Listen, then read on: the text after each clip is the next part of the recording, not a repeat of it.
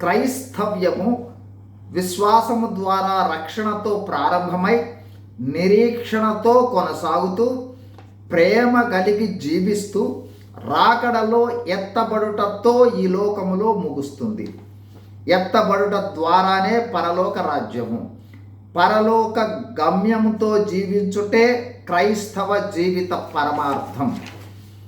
క్రైస్తవులమని చెప్పుకుంటూ జీవిస్తూ ఉన్న మనము రాకడలో ఎత్తబడతామా?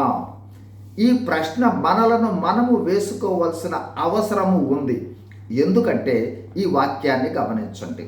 లూకాసు వార్త 18:8 వచనంలో ఈ విధంగా వ్రాయబడి ఉంది.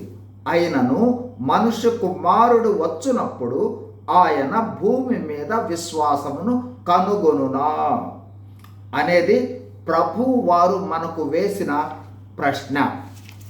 ఈ ప్రశ్న పేద విధవరాలు అన్యాయస్తుడైన న్యాయాధిపతి వద్ద నుండి జవాబు పొందిన ఉపమానాన్ని వివరిస్తూ విసుగక నిత్యము ప్రార్థించమని తెలుపుతూ ప్రభువారు వేసిన ప్రశ్న.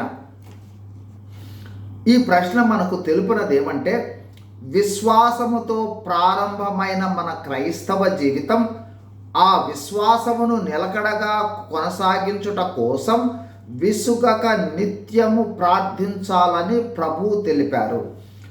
ఆ ప్రార్థనలో కూడా విశ్వాసమును కొనసాగించుట, వృద్ధి చెందించుటతో పాటు రాకడలో ఎత్తబడుట కోసం ప్రార్థించాలి.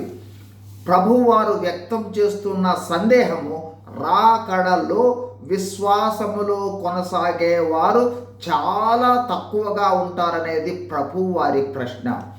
ఇప్పుడు మనము వేసుకోవలసిన ప్రశ్న, మన ప్రార్థనలలో మనము విశ్వాసమునందు స్థిరత్వము కలిగి విశ్వాసమునందు వృద్ధి చెందించమని ప్రార్థిస్తూ ఉన్నామా? రెండవ ప్రశ్న, రాకడలో ఎత్తబడు స్థాయిలో విశ్వాసము కలిగి ఎత్తబడే సంఘములో సభ్యునిగా ఉండేందుకై విసుగక ప్రార్థించే అనుభవము ఉన్నదా? లేకుంటే ఈ అంశాలను కలిగి ఎల్లప్పుడూ విసుగక ప్రార్థించే వారిగా ఉండుట కోసం ప్రభువారి సహాయాన్ని కోరి ప్రార్థించు అనుభవంలో ఉండునట్లుగా దేవుడు మనకు సహాయం చేయనుగాక. God bless you. Thank you.